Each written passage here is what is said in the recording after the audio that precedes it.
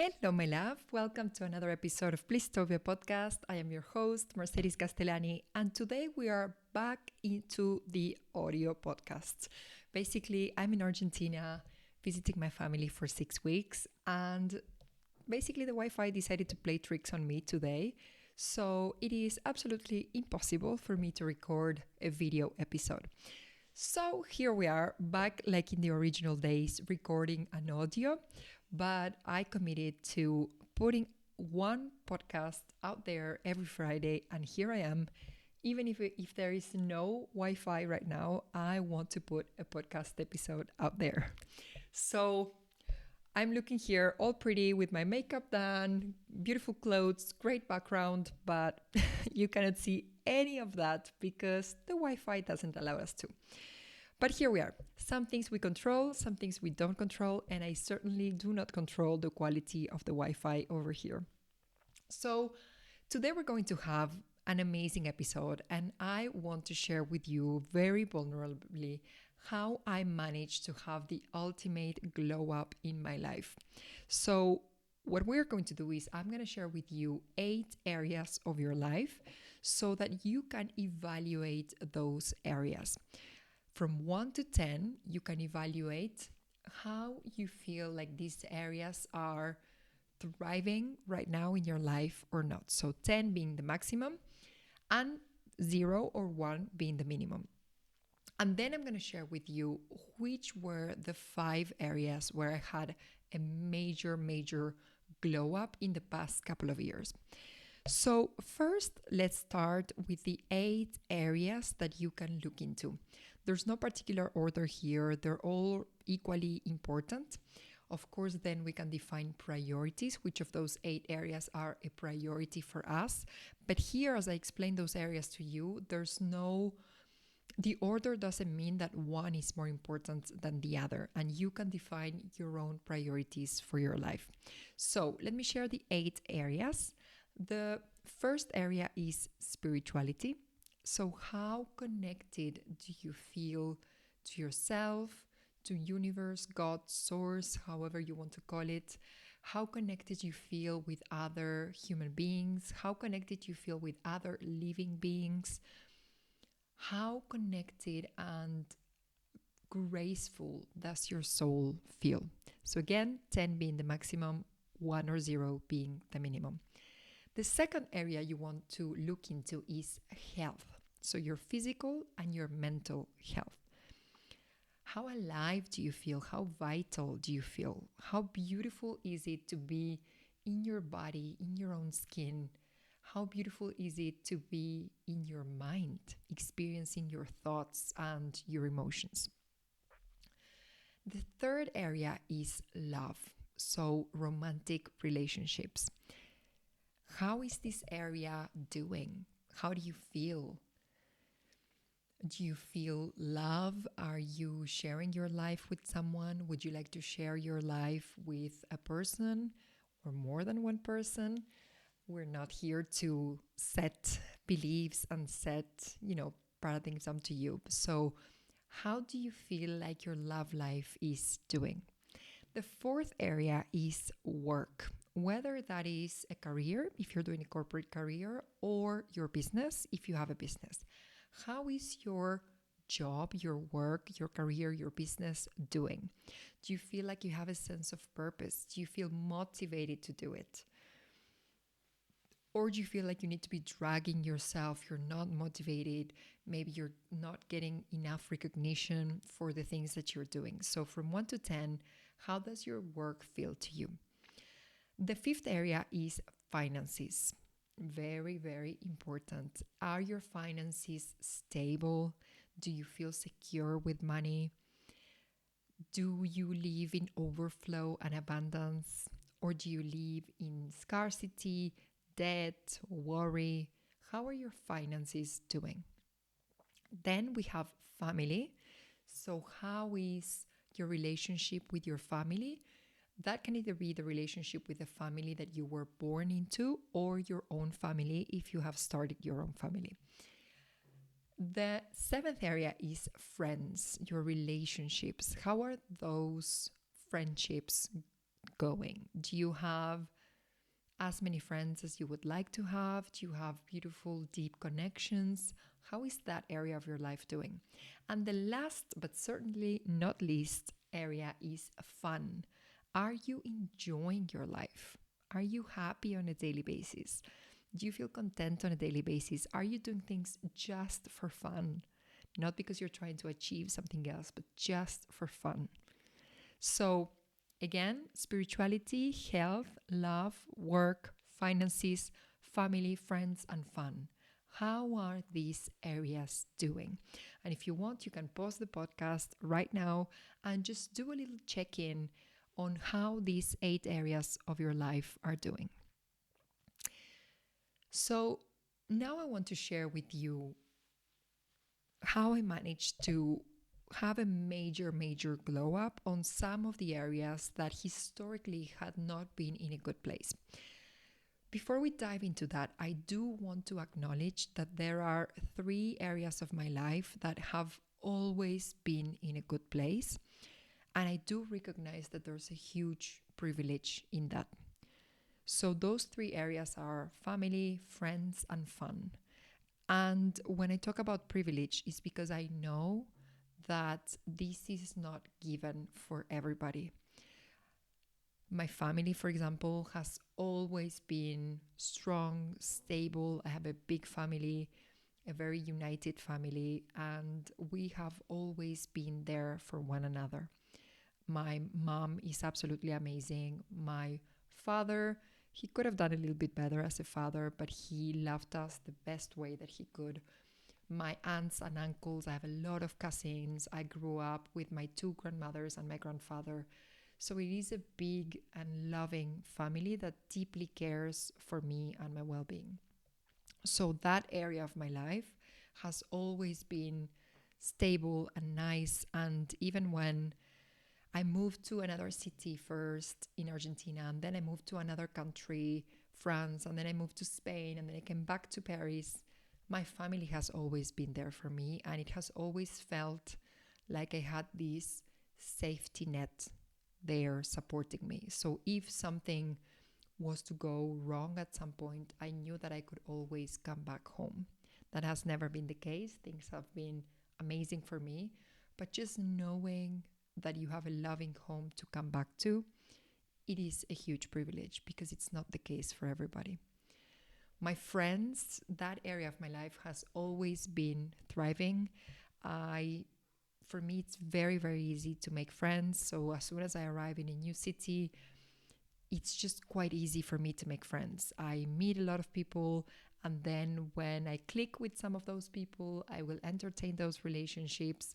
People usually ask me to come on to things because I usually bring like this bubbly, joyful personality. So people want to be around me generally. And this area of my life, friends, has always been in a very good spot. And then fun, it's always been in a good place in the sense that I get to do things just for fun. I'm able to travel a lot. I'm able to try different restaurants. I'm able to try different bars. I'm able to try different experiences in terms of, for example, somatic therapies and static dance and all of these things that to me are now part of my work, but before they were just my hobbies. And I am very grateful that I get to do all of that, and I want to continue to do even more in the year to come. But generally, this area has been very good and stable, and it brought me a lot of joy. So what I want to share with you is the 5 areas that historically were not necessarily in a good place, or they were even in a bad place, and how I managed to transform those areas of my life. So what I want to share with you specifically is for each of those areas, how I managed to transform it, and also the one insight that changed everything for me. The one idea, the one insight that really set me on a different trajectory, that was really a breakthrough for me, and that allowed me to create a completely different reality once I had that thought or that belief in my mind. So the first area that I'm going to cover is spirituality.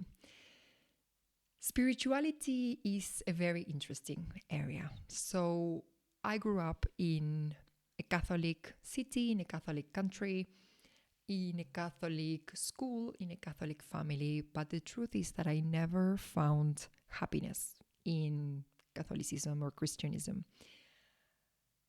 So when I was 15 and I started studying philosophy, I kind of separated myself from Christianism and Catholicism because I was like, this doesn't make any sense.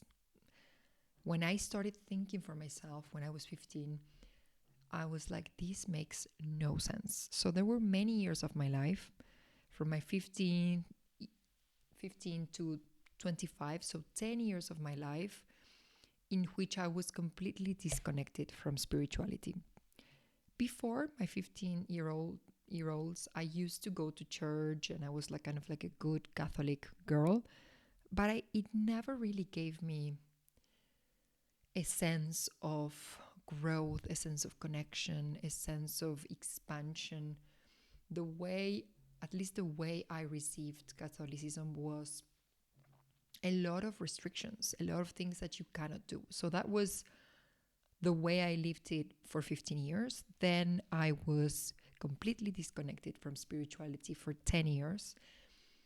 And then in 2016, and if you have been hearing to this podcast for a while, you know that that was the year in which I started meditating. And that really, really, really changed things for me. I started meditating. I started feeling at home. I started coming back to my body, coming back to my heart. I started connecting with my soul, with my intuition. I started practicing a bit of yoga here and there. I went on several retreats to Bali, to Thailand, to India. And in one of those retreats, in the first retreat that I ever do, which was a Vipassana meditation silent retreat in Thailand, I had a very clear insight. And that was what allowed me to really transform my spirituality. And that insight was happiness is closer than we think. Happiness is closer than we think. Happiness is inside of us. And I think we live in a world in which, as humans, we tend to put happiness outside of us. We tell ourselves, when I will have this thing, when I will have this job, when I will have this relationship, whatever it might be that you put outside, we tend to think, when I get this thing, I will be happy. So we outsource our happiness. We put our power away from us and we make our happiness conditional. So if I do have this thing, I'm going to be happy. If I don't have it, I'm not happy. And that's kind of a sad spot to be in, and also very unnecessary spot to be in, because we usually want a thing because we think that thing is going to make us feel in a certain way. But if we could feel that way right now, just tuning in with yourself, meditating, dancing, whichever modality you find to feel that way right now, you don't need that thing. And also, you will have many, many, many more days of joy and happiness. Because if you're going to be unhappy until you have the thing, there's so many days, months, years that we're wasting. We can already be happy when we're in the process of getting something that we want. And actually, by entertaining that emotion, we're a vibrational match for the thing that we want. So that insight, happiness is closer than we think. It really, really changed my life and the way I understand spirituality now. So I don't see spirituality as a set of rules and things we need to do or not do. I see spirituality as how can I be more in contact with my heart, with my soul? How can I be more in contact with other human beings, with other living beings? And most importantly, how can I be a little bit happier? That's the way I see spirituality right now. How can I go into the depths of my soul, work maybe on some topics if I need to work on some topics, and how can I be happier as a result of all of that? The second area is health. So I have always been lucky in terms of health. I was born in a very strong, healthy body.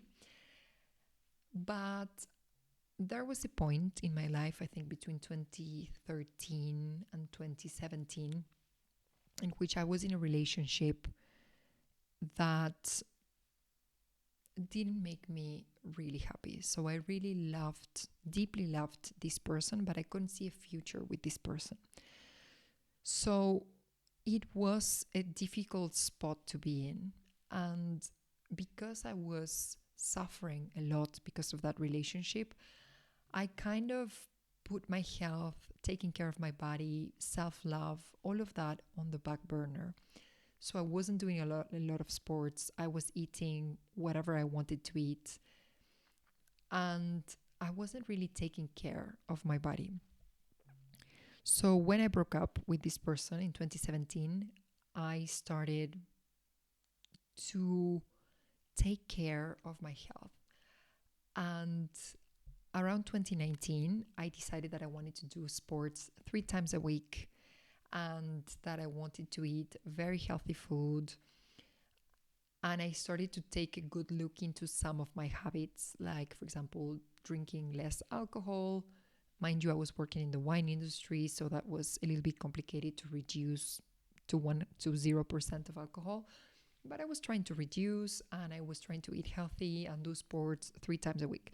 So it wasn't like this huge thing, but I kind of set the basis for the rest of my life. And of course, we can always get better. We can always do more things. We can always take care of more things. But at that point in 2019, I was able to say, okay, I commit to doing 3 times a week of sports, 3 times a week, no matter what. Even if I travel for work, even if I see people and socialize, I'm going to do sports 3 times a week. I'm going to eat healthy, and I'm going to cut down a little bit on alcohol. And the insight that really, really helped me take care of my body, it was really linked to self-love. And this insight was, I think in one meditation, this came to me. My body is the vessel for my existence. I exist on this planet Earth on a physical form because I have this body. And I went from a place of criticizing that body because it wasn't perfect enough, because it wasn't skinny enough, to a place of self-love and acceptance and health, but not because you're trying to correct things and optimize your body, but because you just want to feel good in your body and you just want to love your body because you're so grateful for all of the things that it does for you.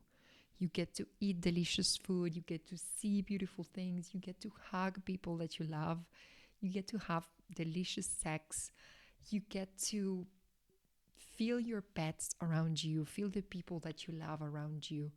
And that insight, my body is the vessel for my existence. It really helped me love my body more and take care of my body because of self-love and not because of criticism. The third area of my life that had a major glow up because the situation was a disaster was love and romantic relationships. So historically, this area of my life had never been in a good place. Never. When I was a teenager, I had a couple of relationships, but they were all kind of surface level. They were kind of short, maybe 2 or 3 months dating, and then things wouldn't work. And then at some point in my 20s, I went into a 4-year relationship with a person that I deeply loved, but we didn't have a project together, or at least the project that this person could offer me. I wasn't really on board with that project when we thought in terms of like long term and building a family together, building a life together. And then after that relationship, I went on a bunch of toxic relationships with two narcissistic guys who treated me very, very poorly, and relationships in which I suffered a lot, relationships in which I gave all of my heart, all of my love, and I received breadcrumbs. And I deserved way more than that. So how did I manage to have a complete glow up on this area of my life? Basically, in 2022, I was able to break the cycle. I broke the cycle of short-lived, toxic, just not fulfilling relationships. And the one insight that came into my mind that really changed everything for me was after a toxic relationship, I realized I'm doing so good alone. I feel so happy when I'm on my own, so happy, so fulfilled when I'm on my own, that if a person wants to come into my life, this person has to bring even more to the table, and this person has to make me feel even better. So me, when I'm on my own, I feel like an 8 out of 10. So if this person comes into my life, they need to bring a 9 or a 10. If they're going to bring a 2, a 3, a -4, they are not entering into my life. And why was this insight important? Because I was thinking through many, many years of my life, in my teenage years, in my 20s, I was thinking, I need to be with someone. I want to be with someone. I need to be with someone. I'm a Libra, so romantic relationships and love are a super important part of our lives.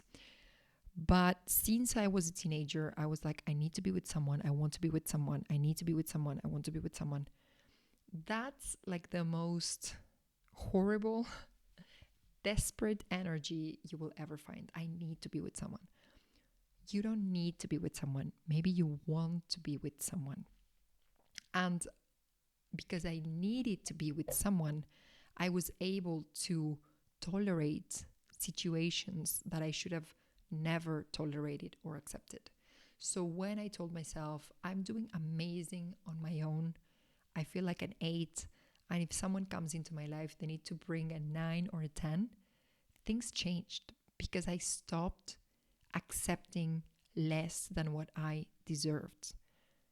I started realizing I bring a lot to the table. I am a smart woman. I'm a kind woman. I'm a beautiful woman. I'm an ambitious woman. I'm a successful woman. I'm a joyful woman. I'm bringing a lot of things to the table. So I'm going to stop accepting crap just because I want to be with someone. So this insight, I'm doing amazing alone. And if someone comes, they need to bring even more beautiful things into my life. It really changed things for me because it made me bigger. And I stopped accepting less than what I actually deserved. So that was huge for me.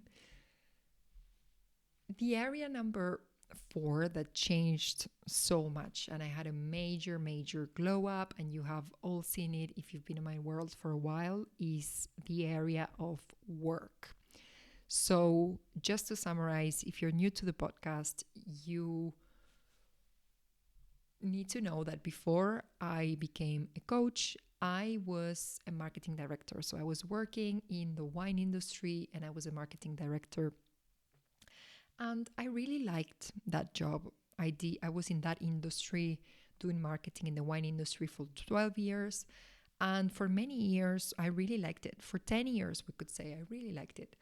But then at some point, I started feeling that there was more for me, that my soul wanted more, and that doing marketing in the wine industry was not really fulfilling my whole potential, like everything that I was actually here to do.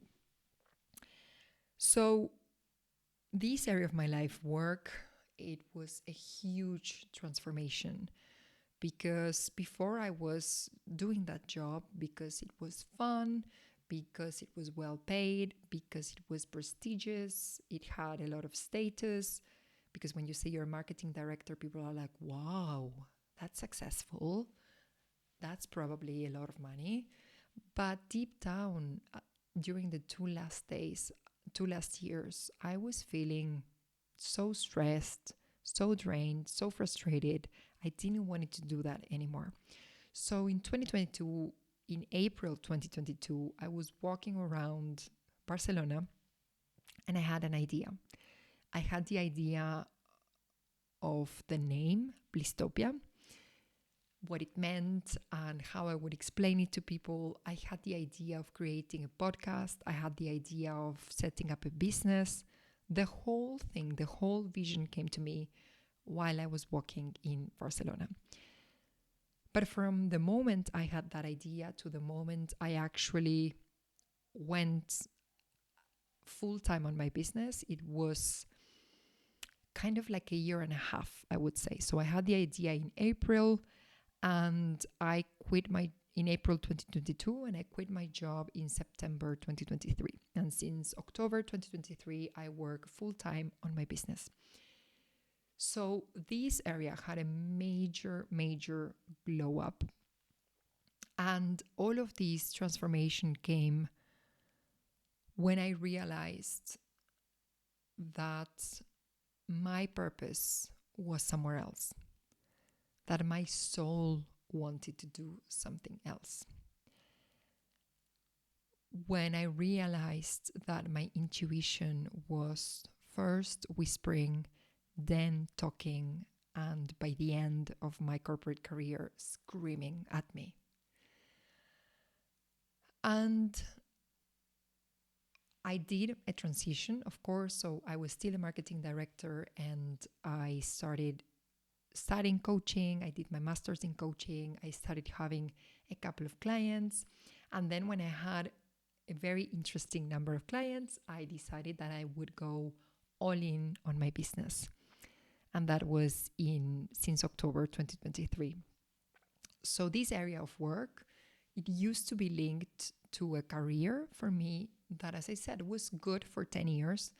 And then I realized I wanted something else. I wanted more. And I wanted something that would be much more linked to my soul, less linked to my mind and more linked to my soul. And the last area of my life, last and certainly not least, is finances. So this area is a very interesting area of my life. And let me share a deeper story with you that I have maybe shared before in the podcast.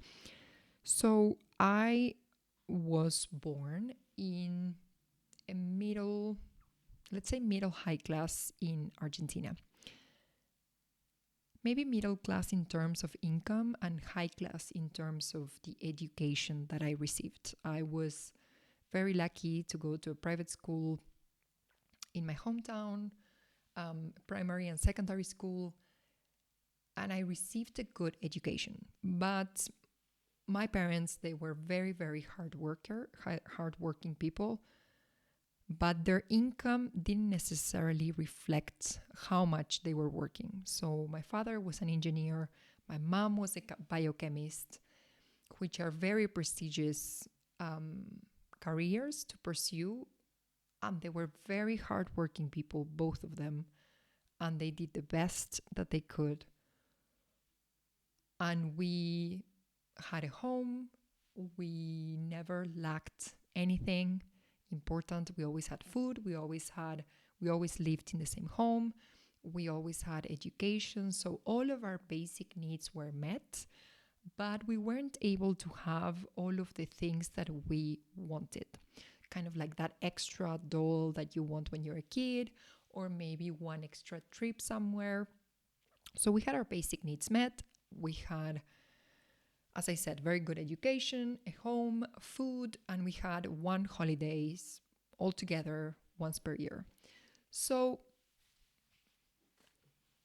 I kind of grew up with the belief that there was never enough money because my parents were always kind of struggling. They would make it work in the end, but they were always struggling.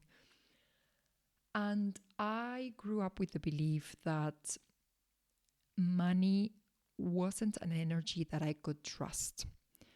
Mind you, I was born in a country that has a lot of inflation. Now it's more than 100% of inflation, which is crazy. More than 7% monthly inflation, which is crazy if you live in Europe or the US or the UK. There's a lot of inflation and things change all the time. It's a very volatile country. So, of course, if you're a child in that country, you're going to think that you cannot trust money. You're going to have that belief wired in your soul, in your mind. So, my story with money was that I came from this, as I said, hardworking family. I studied very hard and I was able to study with a scholarship, meaning that my parents didn't pay for my tuition and they didn't pay for me living in Buenos Aires. I had a full scholarship where they paid my tuition and my life in Buenos Aires. And I studied in the best business school in Argentina, in the best business school in Buenos Aires and the best business school in Argentina. Then after that, I did very well and I was actually the best student in business administration. And then after that, I got another scholarship to go to the university or the school number 3 in France for business. So I went to the number 1 in Argentina with a full scholarship, including tuition and my life in Buenos Aires. And then I got another scholarship to cover my studies and my life in Paris.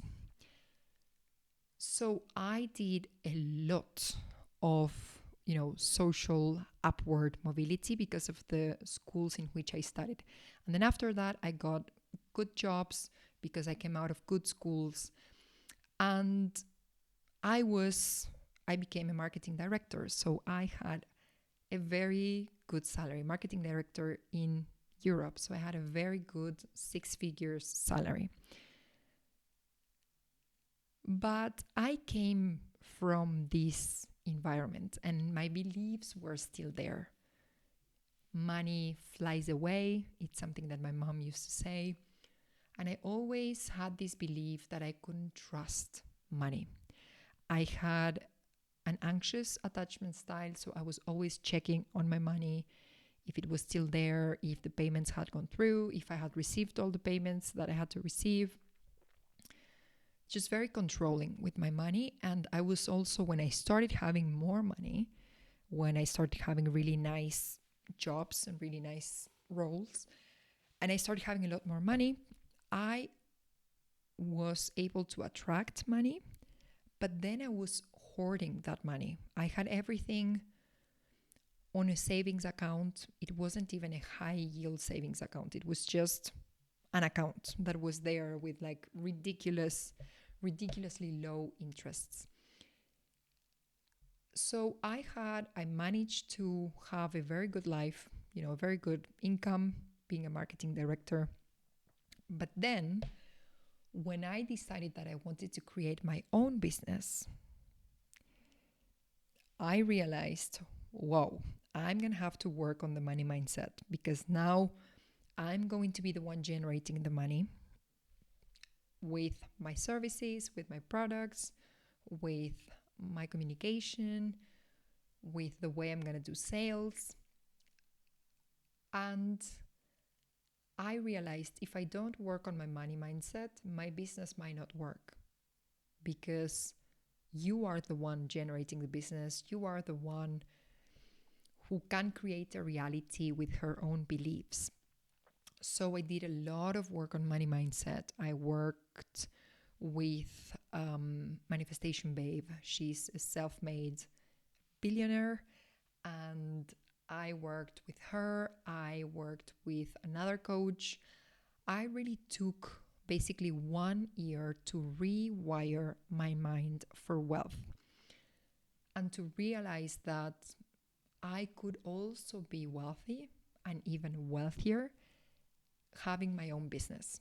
I could be wealthier having my own business, even wealthier than when I was a marketing director. Because one of my biggest fears was, if I leave the corporate job, the 6-figure corporate job, will I be able to have this level of income? And then I rewired myself to think, I'm actually going to make even more money right now, because there is no ceiling.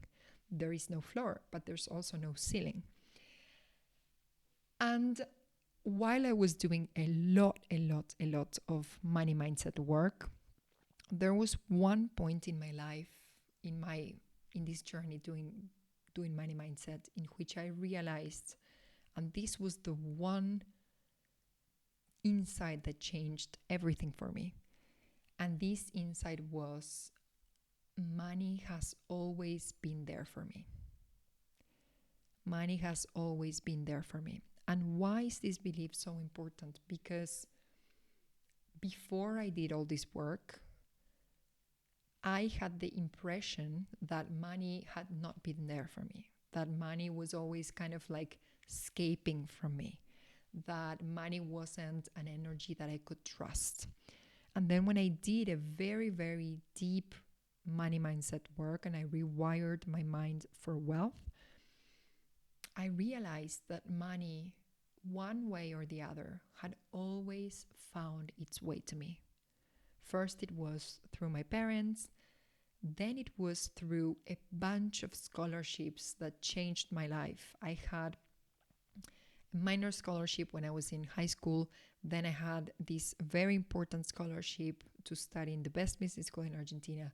Then I got another scholarship to study in school number 3 in France. Money always found its way to me. And this really, really changed things for me. And I was able to absolutely rewrite my story with money and to tell myself, actually, I've always been wealthy. Actually, money has always been there for me. And now that I'm a business owner, it's just another version, and money will always find me. Money always finds its way to me. And sure enough, that's what's happening. Money did find its way to me. And now I'm making even more money in my business that I was making as a marketing director. And not only there's more money, but there's more purpose, more service, more impact, more joy, more love into what I do every single day of my life. So I hope this episode is inspiring for you to realize how far you can take any of these areas of your life. There's probably some areas that are at a very good level, and maybe some of them have always been at a very good level. But if there is one or more areas of your life that are not where you want them to be, and that is making you unhappy, that is not allowing you to feel the way you want to feel, maybe there's an area that it's super important for you and right now it's not where you want it to be, then you don't have to do this alone. You know, we can do this together. I'm going to help you. I'm going to support you. I'm going to be your cheerleader. So if you want to transform your life forever, have a glow up in different areas of your life, maybe one or more, and make your dreams come true, you should definitely consider joining Blisstopia Life Transformation Program. Inside of this 4-month private program, you will get to know yourself at the deepest level and turn your dreams into your reality.